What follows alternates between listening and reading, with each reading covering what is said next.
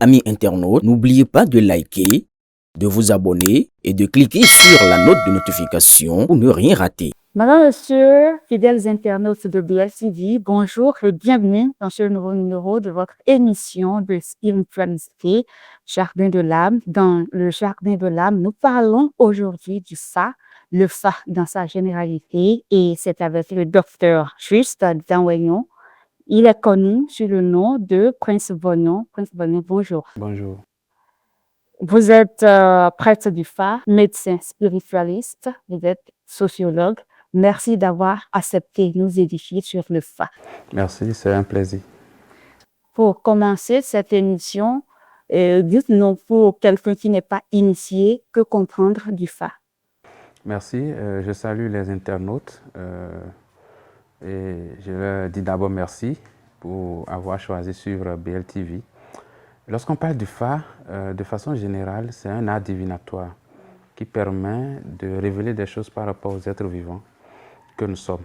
Et quand on parle d'être vivant, ça va au-delà de l'être humain, ça parle des animaux, ça parle des végétaux, tout ce qui est être vivant, qui naît, qui grandit et qui meurt. Cet art divinatoire révèle même la genèse de l'individu, son passé, son présent et aborde son futur. De quelle manière cette géomancie aborde ça? Le mot géomancie déjà vient du grec, géomanteia, géo qui voudra dire la terre, manteia la divination. Donc quand on parle de géomancie, c'est de pratiquer de la divination sur la terre. Quand on parle de divination sur la terre, la divination par rapport aux êtres vivants. Lorsqu'on va dans le Fa, nos aînés, nos devanciers, ceux qui ont pratiqué et qui nous ont légué cet héritage-là, nous ont dit qu'à la jeunesse de l'humanité, le Fa était là quand l'humanité a été créée. Le monde a été créé. Et tout ce qui a été créé a été emmagasiné sur un disque dur. Et ce disque dur-là, c'est le Fa. De cette manière, le Fa arrive à opiner à tout ce qui est être vivant parce qu'il sait comment cet être vivant-là est venu à la vie. Il sait comment cet être vivant-là est né, est créé. Donc ça, lorsque vous allez vers le Fa, déjà qu'il connaît votre genèse, il connaît comment vous avez été créé, il a la possibilité d'opiner par rapport à vous. Donc on va se demander, mais comment est-ce qu'il sait comment vous avez été créé? Parce que lorsqu'on prend les êtres vivants, en particulier l'homme, il y a 256 prototypes d'hommes qui ont été faits en esprit. Le corps, c'est le physique que nous avons. Lorsqu'on meurt, la dépouille est enterrée, cela part. Mais l'esprit ne meurt pas, l'esprit demeure. Donc cet esprit est immortel. Donc c'est la création de ces esprits qui a fait l'objet d'observation, de stockage dans le Fa. Donc le Fa connaît tous les types de prototypes qui existent dans le monde et dans la vie humaine. Donc, en venant à la vie, vous choisissez forcément entre ces 256 prototypes qui ont été créés et qui représentent les signes du Fa. Donc, en venant à la vie, vous choisissez un prototype, vous venez avec ce prototype et c'est ce prototype qui vous définit. Si vous devez être de sexe masculin, c'est ce prototype qui va le définir. Si vous devez être de teint clair, c'est ce prototype qui va le définir. Si vous devez vivre 60 ans, 70 ans, 80 ans, c'est ce prototype qui vous définit. Ce n'est pas comme si, au moment où vous voulez naître, Dieu est quelque part là et il vous donne ce prototype. Non, c'est vous-même qui choisissez ce prototype parce que c'est déjà des préfaits. Donc, vous prenez une copie du prototype et vous venez au monde avec. C'est ça qui fait qu'il y a des gens qui vivent un peu partout, à différents endroits dans le monde, mais qui choisissent le même prototype. Et s'il y a la possibilité de les regrouper, on verra que ceux-là ont le même type de vie. Parce qu'on découvre des gens à des endroits donnés et on les confond à d'autres individus qu'on a connus par le passé, juste en vous regardant un peu leur manière de faire, comment ils se comportent, ce que ceux-là aiment, ce qu'ils apprécient. Et on se demande, ah, celui-là, il a une ressemblance avec telle personne. Hein, et on fait une similitude entre les deux. C'est réellement des gens qui sont les mêmes choses parce que ces deux personnes sont venues au monde avec le même prototype. C'est de cette manière-là que le Fa arrive à opiner par rapport à l'être vivant. Et tout le monde le sait, quand on parle d'un individu, c'est le corps, c'est l'esprit, c'est l'âme. Donc c'est par rapport à l'esprit que le Fa arrive à appréhender un individu et arrive à révéler par rapport à cet individu. Donc le côté divinatoire du Fa, c'est ce côté qui s'appesantit sur l'esprit de la personne et qui arrive à révéler par rapport à la personne. Au-delà de ce côté spirituel, le Fa est une science parce qu'il y a une combinaison binaire de 16 signes fois 16 qui donne les 256 signes. Et au-delà de cette combinaison binaire, il y a beaucoup de révélations du Fa qui ne restent pas seulement sur le spirituel, mais qui donnent des indicatifs, qui donnent des recommandations, qui vous permettent d'avoir un savoir-vivre dans votre vie. Donc voilà un peu, de façon résumée, ce qu'on peut dire par rapport à la définition globale du Fa. Pourquoi aller vers le Fa selon vous? quels sont les avantages qu'englobe le FA? Quand on vient dans la vie, il y a une question qu'on doit se poser, c'est de savoir pourquoi je suis venu dans la vie. Parce que la naissance, c'est un voyage. Vous quittez quelque part et vous incarnez un esprit, un corps, vous intégrez un corps et vous venez dans le monde. Déjà, votre venue dans le monde, vous venez entre deux individus que vous appelez père et mère. Et on dit que ce sont ceux-là qui sont vos géniteurs. Mais c'est vrai que c'est ceux-là qui vous ont amené, mais quel est le motif pour lequel vous êtes venu? Ça, c'est la première question. La deuxième question qu'on doit se poser, c'est de quoi est fait mon lendemain? Je suis né, je suis dans une famille, on m'a mis à l'école, tout ça, mais demain, dans ma vie, mon demain là sera fait de quoi? Donc, c'est la grande question que l'homme se pose dans la vie pour savoir un peu où est-ce qu'il va. Donc, cette question nous amène à aller vers le Fa. Donc, quand on parle davantage, lorsqu'on va vers le Fa, c'est de connaître demain. Le Fa, autrement dit, c'est comme une caméra ou une lumière que vous apportez vers ce qui est obscur et ça illumine la chose et vous montre ce que c'est. Le premier exemple que je vais donner, avant de venir à la vie, c'est parce que votre papa a épousé votre mère. Donc, il a fait un choix de vie. Il a choisi votre mère. Avant de choisir la femme, vous devez aller consulter normalement pour voir est-ce que cette femme est compatible. Est-ce que le prototype que moi je détiens et le prototype que cette femme-là détient sont des prototypes compatibles? Ça, c'est une première question qu'on doit se poser. Si c'est compatible, vous rentrez dedans. Votre femme tombe enceinte, veut accoucher. Il y a beaucoup de complications aujourd'hui au cours de l'accouchement, mais toujours est-il que c'est un esprit qui vient à la vie. Donc, spirituellement, on peut agir et contrecarrer tout ce qui est complications et permettre à cet esprit de venir à la vie facilement et de façon décente. Donc, vous devez aller consulter, voir, ah, voilà ma femme, mon épouse qui est enceinte, comment faire pour que cette épouse accouche normalement. Donc, dans ce sens-là, le Fa va opiner et vous dit, ah, il faut faire ci, il faut faire ça, il faut respecter ça. Ça, c'est une deuxième chose. Troisième chose, vous êtes instruit, vous voulez passer peut-être un examen. Vous allez vers le Fa, vous consulter sur quel signe, sur quelle base rester et aller réussir facilement à cet examen. S'il y aura des handicaps spirituels, ça va révéler. S'il y aura des handicaps naturels, ça va révéler. Moi, par exemple, quand j'allais au bac, j'ai consulté. Le signe qui est sorti m'a interdit tout ce qui est rouge. Durant l'année. Durant l'année. C'est pour ça que tous mes cahiers de la terminale, il n'y a pas de stylo rouge que j'ai utilisé. Mais j'ai eu le bac avec mention, j'ai fait la médecine gratuitement. Au contraire, c'est l'État qui m'a rémunéré. Donc, ce n'est pas forcément que c'est le Fa qui a fait ça, mais le fait que j'ai respecté cet interdit du Fa là m'a accompagné d'une certaine manière. Donc, ce n'est pas forcément des rituels qui aident à évoluer, mais tous les avantages qu'il y a, c'est de vous guider. Le Fa est un guide. Donc, le fait de suivre les recommandations du Fa, tout ce que le Fa vous dira, va vous permettre d'éviter un certain nombre de choses. Vous pouvez aller vers le Fa va vous dire que vous ne devez pas vous marier à une femme claire. Parce qu'il a vu déjà que lorsque vous allez vous marier à une femme claire, peut-être qu'elle ne va pas durer, ça ne va pas aboutir. Donc, pour éviter ce divorce qui va venir plus tard, le Fa va déjà, auparavant, vous dire, ah, il ne faut pas aller vers une femme claire, et vous l'évitez, ça va vous permettre de ne pas avoir des déceptions dans ce sens-là. Donc, lorsqu'on va vers le Fa, il y a plein d'avantages. Oui, et vous venez justement de dire que le Fa vous avez dit de faire ci ou de ne pas faire ça. Et comment alors pratiquons le Fa? Comment est-ce que le Fa guide? Quand le Fa te guide, qu'est-ce qu'il y a fait de façon pragmatique? La pratique du Fa, d'abord, en étant entité spirituelle, parce que je l'ai dit tantôt, vous êtes homme, donc il y a le corps, il y a l'âme, il y a l'esprit.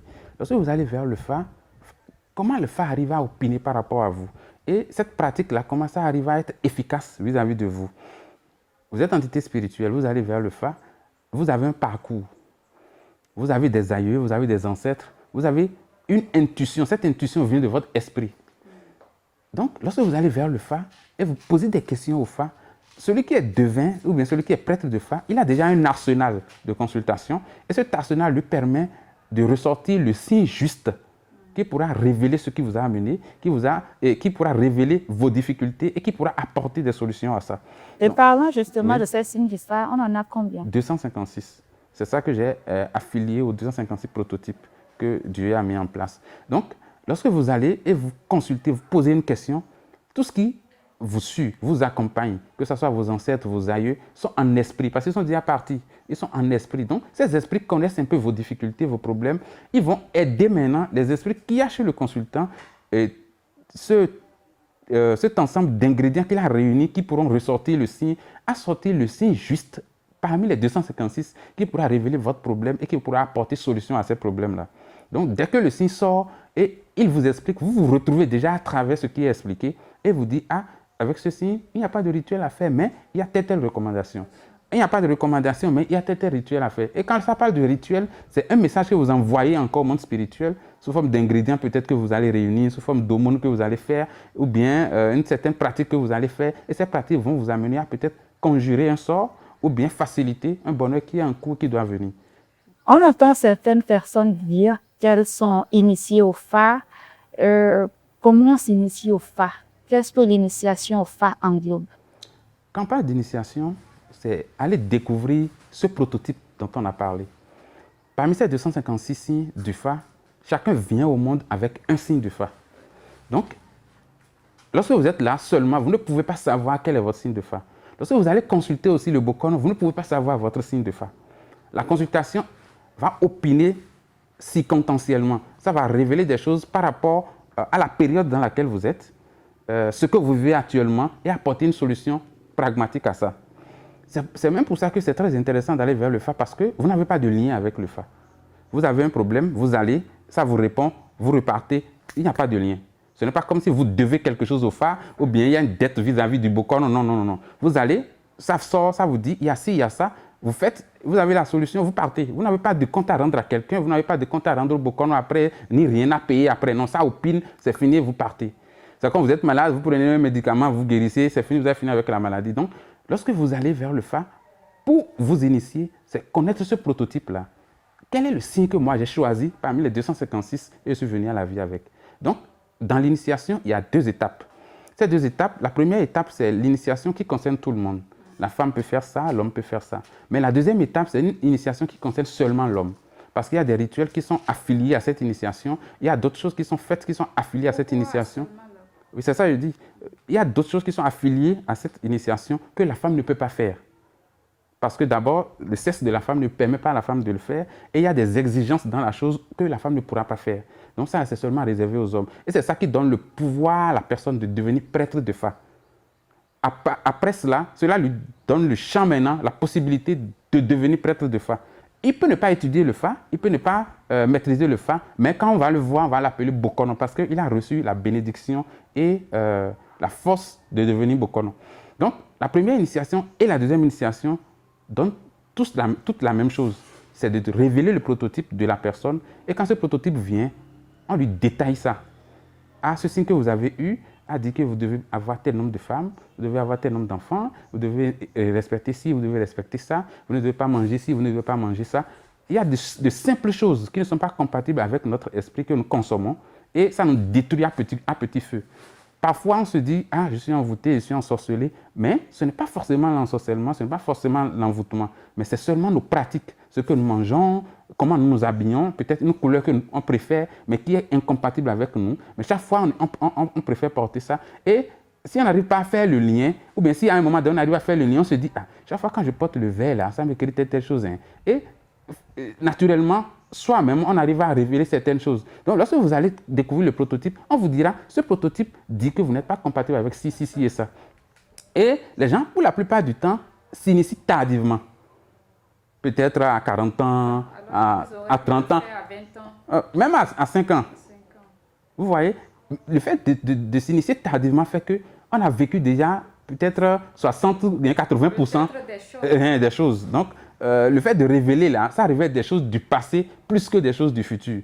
Et on perd déjà beaucoup de choses et on n'arrive plus à rattraper certaines choses. Peut-être tu vas t'initier à peut-être 45 ans et tu t'es divorcé déjà 2 fois avec des femmes claires ou bien avec des femmes noires, grosses. Vous voyez? Donc, le fait de se faire initier tôt fait qu'on ne fait pas certaines erreurs, on sait se conduire et facilement on retrouve le cours de sa vie.